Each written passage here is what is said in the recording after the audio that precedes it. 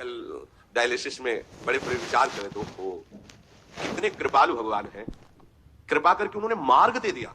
नहीं, मार्ग नहीं मिलता, मार्ग नहीं मिलता। पूरा जीवन ऐसे गफलत में निकल जाता है। हम तुम्हें शक्तिपात करते हैं, अरे राम राम बोलो, कृष्ण कृष्ण बोलो, राधा राधा बोलो, इससे बड़ी शक्ति कुछ नहीं। तुम्हें किसी की आंख में आंख मिला के शक्ति लेने वाली बात नहीं है। राधा लिखो, उसी का ध्यान करो, उससे देखो तुम्हारे अंदर कितना पावर आता है। वो है पावर। क्या मरण धर्मा शरीरों में शक्तिपात, इनमें शक्तिपात। अरे दिव्य चिदानंद शक्ति हृदय में बैठा है भगवान, तुम्हारी दृष्टि गई वहां। अरे तू खुद चिदानंद स्वरूप है, तेरी अपने में दृष्टि गई, भागा घूम रहा है, मारा घूम रहा है, पागल आदमी, पागल। कोई मुझे सुखी कर दे। अरे सुख तेरा स्वरूप है, तेरे अंतर में, कहां भागा घूम रहा है? कौन सुखी करेगा? जिसको तू समझता है सुखी कर देगा, वो खुद सुख से बाहर है। सुख क्या क्षेत्र है समझ में नहीं आता। बुरा लगेगा, बात समझ लो। किसी का आशीर्वाद, किसी का शक्तिपात, किसी का कुछ तुम्हारा बना नहीं सकता। बन जाए तो हमें बता देना करके। तुम क्या प्रयास करोगे? जिन्होंने जीवन में प्रयास किया है उसको जब तब समझ में है कि ये तो भगवान कह रहे हैं, अर्जुन अपने आप अपना उद्धार कर। सामने खड़े हैं भगवान। बात समझ में नहीं आ रही? तुम्हारा कोई उद्धार कर देगा, तुम्हारा कोई कल्याण कर देगा, किसी का आशीर्वाद तुम्हारा मंगल कर देगा, भूल जाना है सब बातें। कृष्ण कृष्ण कहो, राधा राधा कहो, किसी के आशीर्वाद की जरूरत नहीं है। इस राधा नाम से जो शक्ति तुम्हारे अंदर आएगी वो ऐसी चिदानंदमयी होगी, किसी के सहयोग की जरूरत। तुम्हें शक्ति चाहिए, हम कह रहे हैं ऐसा करके देखो, ना मिले तो हमें बताना आके। कोई गंदा भोजन मत करना, पराई बहन बेटियों के प्रति दोष दृष्टि विचार मत करना, मांस मत खाना, जुआ मत खेलना, चोरी मत करना, और लिखो सामने राधा नाम, और भावना करो कि राधा नाम से तेज निकल करके हमारी आंखों में समा रहा है, हमारे हृदय में समा रहा है। आप देखो, अनुभव करके देखो, हम आपको बताते रहे। करो, गंदे आचरण करो, पापाचरण करो, तुम्हें कोई शक्ति पा दो। सर्वशक्तिमान भगवान यहाँ छाती में बैठे, यहां बैठे, कुछ नहीं बन पा रहा है। तुम जब तक उनका चिंतन नहीं करोगे तब तक कुछ है। तुम्हारे अंदर इतनी शक्ति है कि महान शक्ति का दाता भगवान अधीन हो जाएगा। कहां मारे घूम रहे हो? किसके सामने मारे घूम रहे हो? समझो, समझो तुम क्या हो, पहले समझो। तुम भगवान के अंश हो, तुम्हें कोई शक्ति नहीं दे सकता, क्योंकि तुम स्वयं शक्ति स्वरूप हो। तुम अपनी शक्ति को पहचानिए नहीं, भगवान के बच्चे हो तुम। तुम्हें किसी से भीख मांगने की जरूरत है? बस भूल गए अपने स्वरूपों को। यह व्यवहार है, हाथ रखना, प्रणाम करना, नमस्कार करना, एक व्यवहार है। परमार्थ है हृदय देश में भगवान का चिंतन करना।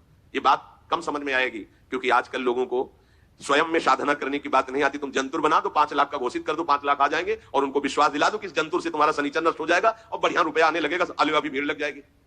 और राधा राधा बोलो, नहीं समझ में आएगा। जिससे वास्तविक तुम मंगल स्वरूप हो जाओगे। तुम्हारा मंगल हो जाएगा नहीं, तुम मंगल स्वरूप हो जाओगे, तुम मंगल करने वाले बन जाओगे, तुम सुख देने वाले बन जाओगे। पर समझ में नहीं आता, सत्य मार्ग किसी की समझ में नहीं आता। कोई बिरला ही होता है सत्य मार्ग पर चल दे। आप लिखो अपने सामने राधा और ऐसा भावना करो, और हमें बताना। आप यह माइक से कह रहे हैं, बताना आप आके कि आपको क्या अनुभव हो रहा है।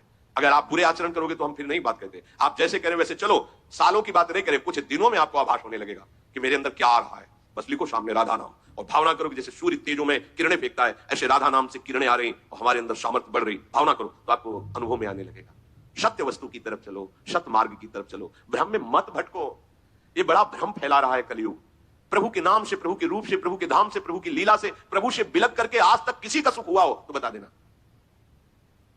धन उठ के पास जाएंगे, आशीर्वाद दे देगा, अमुक मंत्र में दे देगा, उससे धन मिल जाएगा, काहे परेशान। लक्ष्मी जिनके चरणों को सहलाती रहती है वो श्री हरि है। जो इच्छा करी हो मन माही, हरि प्रसाद कुछ दुर्लभ नहीं। आप शुरू तो करो भगवान नाम जप करना, फिर उसका प्रभाव देखो। सत्य मार्ग को स्वीकार कर लो, थोड़े दिन कष्ट रहेगा, जन्म जन्म का कष्ट नष्ट हो जाएगा। असत्य मार्ग में चलोगे, माना थोड़े दिन तुम्हें सुख रहेगा, पर जन्म जन्म का दुख तुम मोल ले लोगे।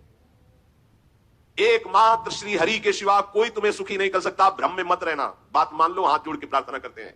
कोई सुखी नहीं कर सकता, किसी का आशीर्वाद सुखी नहीं कर सकता। देखो हम तुम्हें उदाहरण बताते हैं। शास्त्राबाहु अर्जुन बहुत बलवान, 1000 भुजाएं, 2 भुजा वाले उनको तो चैन नहीं पड़ती। जिसके 1000 भुजा हो, बहुत बलशाली, ऐश्वर्यशाली, उसने भगवान दत्तात्रेय जी अवधूत शिरोमणि की आराधना की। भगवान दत्तात्रेय जी की कृपा से उसको जवानी, अच्छोड़, बुढ़ापा आएगा। जब जो चिंतन करे वो भोग सामग्री उपस्थित, 88,000 वर्ष जवान रह करके भोग भोगा, सब ऐश्वर्य वैभव सब। हरि भक्ति नहीं स्वीकार की। अवधूत शिरोमणि भगवान के अवतार श्री दत्तात्रेय जी महाराज, अनुसुईया जी के सतीत्व के बल से प्रकट हुए भगवान के अवतार हैं दत्तात्रेय जी।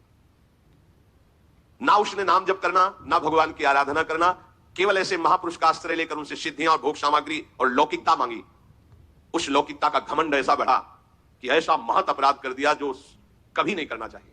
ध्यानस्थ बैठे हुए जमदग्नि जी, और उनके साथ अभद्र व्यवहार करके गला उतार लिया। इतना बड़ा यह अपराध है, इसी अपराध का दंड पूरे विश्व को भोगना पड़ा। 21 बार अरसे से काट काट करके पूरे भूमंडल के जो आसुरी स्वभाव के राजा छत्र थे, कुंड के कुंड खून के भर दिए भगवान परशुराम जी ने। है वंश का विनाश कर दिया। क्या हुआ? इतने बड़े महापुरुष का सेवक आश्रय लेने पर ऐसी ऐसी दुर्गति, ऐसी बुद्धि की एक ब्रह्म ऋषि का गला उतार ले लिया, जमदग्नि जी का। ऐसी बात। जमदग्नि जी के आश्रम में गए, जमदग्नि जी ने खड़े होकर स्वागत किया कि राजा भगवान का स्वरूप होता है। अब अपनी सेना के साथ थे, तो गाय, दिव्य गाय थी, कामधेनु स्वरूप का। बस आदेश कर दिया कि स्वागत किया जाए।